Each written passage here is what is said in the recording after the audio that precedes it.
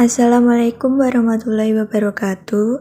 Kami dari kelompok 9 yang beranggotakan saya sendiri, Erika Anggraini, dan Funiba Salwa Aziza, serta Nazila Satifah. Di sini kami akan membahas mengenai ribosom. Yang pertama, pengertian ribosom. Ribosom merupakan tempat sintesis protein baik pada prokariotik maupun sel eukariotik. Ribosom biasanya ditujukan sesuai dengan tingkatnya sedimentasi. 70 untuk ribosom bakteri dan 80 untuk ribosom yang lebih besar dari sel eukariotik. Baik ribosom prokariotik maupun eukariotik terdiri dari 2 subunit yang berbeda, masing-masing mengandung karakteristik protein dan rRNA. Fakta bahwa sel biasanya mengandung banyak ribosom mencerminkan pentingnya sintesis protein P dalam metabolisme sel. E. coli misalnya mengandung sekitar 20.000 ribosom yang sekitar 25% dari berat kering sel, dan mamalia yang tumbuh cepat sel mengandung sekitar 10 juta ribosom. Baik, saya akan melanjutkan materi dari ribosom. Sejarah penemuan ribosom. Ribosom ini pertama kali diteliti pada pertengahan tahun 1950-an oleh George Emil Palade, ilmuwan biologi sel yang berkebangsaan Romania, dengan menggunakan mikroskop elektron. Awal mula penemuan ribosom ini dipelopori oleh George Garnier yang melaporkan bahwa sel kelenjar eksokrin mengandung komponen basofil yang banyak. Substansi ini diwarnai dengan pewarnaan basa. Kemudian Garnier memberi nama substansi tersebut ergastoplasma atau cairan kerja. Ergastoplasma sering dijumpai pada sel-sel dengan tingkat metabolisme yang tinggi.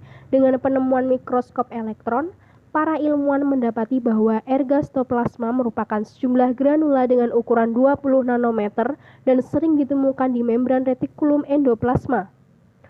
Kemudian, proses kemajuan dalam memahami struktur ribosom secara terperinci tidak datang dari pengamatan dengan mikroskop elektron tetapi dari analisis komponennya dengan ultrasentrifugasi. Perkembangan teknik ultrasentrifugasi ini yang dimotori oleh Theodor Schwarzbach dari negara Swedia atau negara Eropa sekitar 1925 sampai 1930-an berhasil menentukan laju sedimentasi protein. Penemuan Schwarzbach ini kemudian dijadikan sebagai satuan ribosom yang disingkat S. Pemahaman mengenai struktur ribosom kemudian dikembangkan secara berangsur-angsur lebih dari 50 tahun. Pada tahun 1940 dan 1950, mikroskop elektron ini menunjukkan bahwa ribosom bakteri berbentuk oval dengan ukuran 29 nanometer kali 21 nanometer lebih kecil dari ribosom eukariotik, dan bermacam-macam ukuran kecil tersebut bergantung pada spesiesnya dengan ciri-ciri sekitar 32 nanometer kali 22 nanometer. Dalam pertengahan 1950-an, penemuan ribosom ini adalah pada daerah sintesis protein yang distimulasi percobaan untuk menggambarkan struktur partikel ini dengan lebih detail. Yang selanjutnya adalah struktur ribosom. Coba kita lihat gambar berikut ini. Ribosom ini terletak menyebar hampir di seluruh bagian sitosol, menempel pada retikulum endoplasma, dan sebagian menempel pada nukleus. Nah, ribosom ini tersusun dari 2 subunit, yaitu subunit besar dan subunit kecil. Nah, subunit ini dibuat di nukleus dengan bahan-bahan protein yang diimpor dari sitoplasma. Subunit ribosom ini yang dihasilkan kemudian diekspor melalui pori-pori nukleus ke sitoplasma. Di sitoplasma ini, subunit besar dan subunit kecil bersama dengan fRNA bergabung membentuk ribosom fungsional. Jadi, kesimpulannya, ribosom terletak pada endoplasma, berperan sebagai penyusun urutan asam amino menjadi peptid. Lalu, pada gambar di sini dibagi menjadi 2 subunit Ada subunit besar, ada subunit kecil. Subunit besar ini pada ribosom prokariotik mengandung 2 buah molekul rRNA, masing-masing 23S dan 5S. Subunit besar ini mengandung protein, ada 31 sampai 34 jenis protein. Pada eukariotik memiliki sedimentasi 60S serta 45 sampai 49 jenis protein. Dan yang kedua, subunit kecil. Subunit kecil prokariotik ini hanya mengandung sebuah rRNA dengan koefisien sedimentasi 16S dan 21 jenis protein. Pada eukariotik hanya memiliki satu buah rRNA dengan koefisien sedimentasi 18S dan 33 buah protein. Nah, struktur dari ribosom ini memiliki sifat sebagai berikut. Yang pertama, bentuknya universal pada potongan longitudinal berbentuk elips. Dan yang kedua, pada teknik pewarnaan negatif tanpa adanya satu alur transversal, tegak lurus pada sumbu terbagi dalam 2 subunit yang memiliki dimensi yang berbeda. Dan yang ketiga, setiap subunit ini dicirikan oleh koefisiensi sedimentasi yang dinyatakan dalam unit Schwarzschild. Dan yang keempat, dimensi ribosom serta bentuk menjadi bervariasi. Pada prokariot, panjang ribosom adalah 29 nanometer dengan besar 21 nanometer. Dan eukariot mengukurannya 32 nanometer dengan besar 22 nanometer. Dan yang kelima, pada prokariotik ini subunitnya kecil, memanjang, bentuk melengkung dengan 2 ekstremitas, memiliki 3 digitasi, menyerupai kursi. Pada eukariotik, bentuk subunit besar menyerupai ribosom Escherichia coli.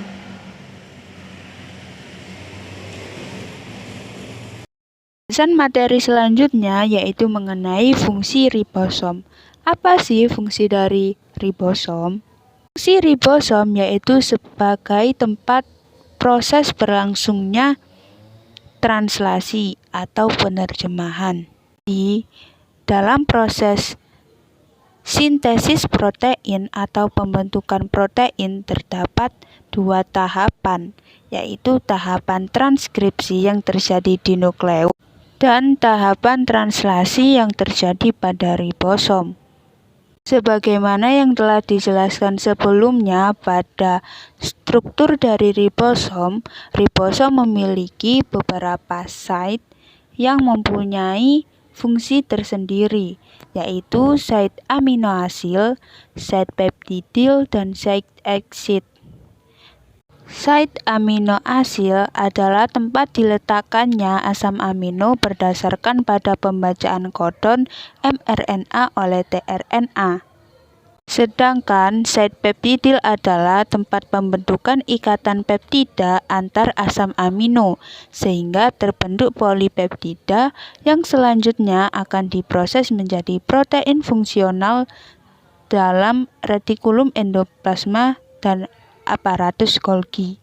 Adapun site exit yaitu sebagai tempat pengeluaran tRNA yang tidak memiliki asam amino lagi.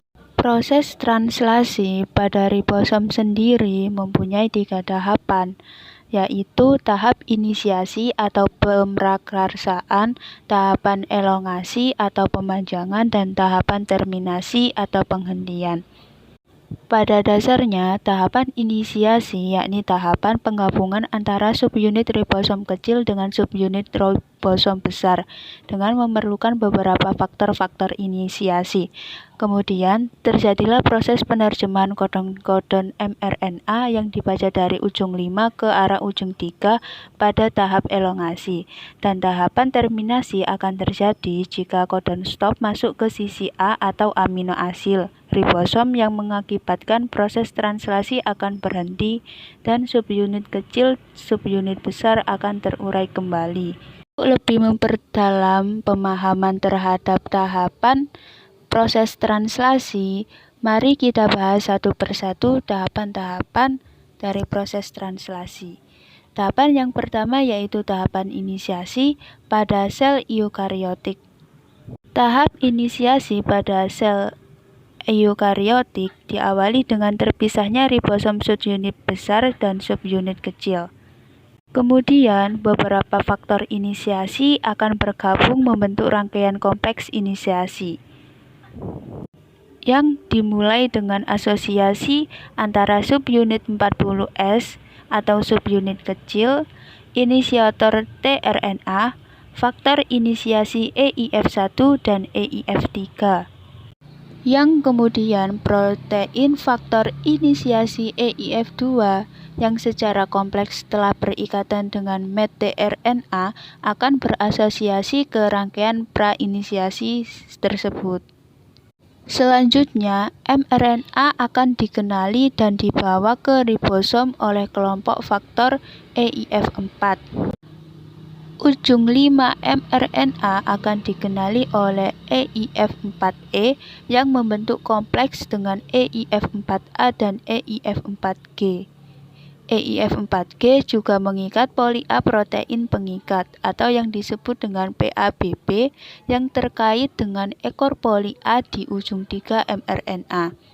Faktor inisiasi eukariotik dengan demikian akan mengenali dengan baik ujung 5 dan ujung 3 dari mRNA. Kemudian, rangkaian prainisiasi yang sebelumnya terbentuk yang merupakan asosiasi dari ribosom subunit kecil dengan faktor inisiasi EIF1, EIF3, dan EIF2 akan siap bersatu dengan mRNA dalam suatu reaksi kompleks yang melibatkan ATP. Penggabungan tersebut diawali dengan penempelan ujung 5 mRNA pada ribosom subunit kecil, kemudian ribosom ini akan bergerak terus sepanjang mRNA sampai bertemu dengan codon strat, yaitu codon AUG. Kemudian penyatuan ribosom subunit kecil dan ribosom subunit besar disertai dengan hidrolisis GTP menjadi GDP. Lepasnya faktor inisiasi dan siapnya gabungan antara ribosom dengan mRNA dan tRNA menandakan selesainya tahap inisiasi. Kemudian kita akan membahas tahapan inisiasi dari sel prokariotik. Tahapan inisiasi dari sel prokariotik dengan sel eukariotik sedikit berbeda. Tahapan inisiasi yang terjadi pada sel prokariotik jauh lebih sederhana dibandingkan dengan tahap inisiasi pada sel eukariotik. Karena tahapan inisiasi dari sel prokariotik hanya membutuhkan 3 faktor inisiasi saja, yaitu IF1, IF2, dan IF3. Berbeda dengan tahapan inisiasi pada sel eukariotik yang membutuhkan setidaknya 12 faktor inisiasi. Tahapan pertama dari proses inisiasi pada bakteri adalah pengikatan 3 faktor inisiasi yaitu IF1, IF2, dan IF3 ke subunit ribosom 30S. Kemudian mRNA dan inisiator N-formylmetionil tRNA bergabung dengan kompleks yang selanjutnya juga akan bergabung dengan IF2 yang telah terikat pada GTP. Kemudian rangkaian tersebut akan bergerak terus sepanjang rantai mRNA hingga bertemu strat codon, yaitu strat codon AUG. Yang selanjutnya inisiator IF3 akan dilepaskan, memungkinkan subunit ribosom 50S untuk berasosiasi dengan komponen kompleks. Asosiasi ini memicu hidrolisis GTP yang terikat pada IF2, yang mengarah pada pelepasan IF1 dan IF2. Hasil dari penggabungan antara subunit kecil 50S dan subunit besar 50S akan terbentuk kompleks inisiasi 70S dengan mRNA dan tRNA inisiator yang telah terikat pada ribosom. Yang kemudian rangkaian kompleks ribosom tersebut siap untuk masuk ke tahapan selanjutnya, yaitu tahapan elongasi. Dan di sini disajikan tabel dari faktor-faktor translasi. Jika diperhatikan faktor-faktor translasi mulai dari tahapan inisiasi, elongasi, dan terminasi, faktor translasi dari sel eukariotik jauh lebih kompleks ketimbang faktor translasi pada sel prokariotik. Tahapan selanjutnya dari proses translasi yaitu tahapan elongasi. Tahapan elongasi diawali dengan pengikatan amino asid tRNA yang baru dengan GTP, yang mana asosiasi dari amino asid tRNA yang baru dengan GTP akan terikat pada ribosom fungsional pada sisi A. Pengikatan tersebut melibatkan faktor elongasi EF1-alfa yang memiliki fungsi untuk memicu pengikatan antara amino asid tRNA pada sisi A ribosom fungsional. Yang kemudian GTP yang berasosiasi dengan EF1-alfa akan dihidrolisis menjadi GDP dengan bantuan faktor elongasi EF-beta-gamma. Hasil GDP tersebut akan digunakan untuk pengikatan rantai peptida antara tRNA yang terdapat pada sisi B dan amino asid tRNA pada sisi A, sehingga akan terbentuk rantai di peptida yang pertama.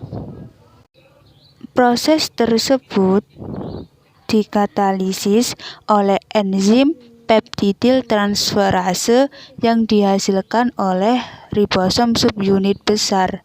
Kemudian tRNA yang sudah tidak membawa asam amino pindah ke sisi site E untuk dilepaskan dengan bantuan faktor elongasi EF2 yang berfungsi memicu pengosongan tRNA dari sisi P sesudah terbentuk rantai peptida dan translokasi ribosom ke kodon berikutnya. Kemudian peptidyl tRNA berpindah ke sisi B akibat pergeseran ribosom dari arah ujung 5 ke arah ujung 3, sehingga terbukalah kodon berikutnya pada sisi A yang siap dimasuki oleh tRNA berikutnya. Kemudian tRNA dengan asam amino baru akan datang dan menempati tempat pengikatan A, demikian seterusnya. Sehingga akan terjadi pemanjangan rantai polipeptida pada tahapan elongasi tersebut. Proses elongasi pada sel prokariotik dengan proses elongasi pada sel eukariotik tidak memiliki perbedaan, yang berarti memiliki proses yang sama. Kemudian tahapan terakhir dari proses translasi yaitu tahapan terminasi.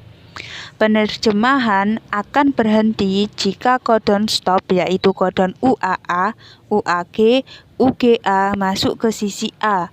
Hal ini terjadi karena tidak ada satupun tRNA yang memiliki antikodon yang dapat berpasangan atau koheren dengan kodon stop tersebut.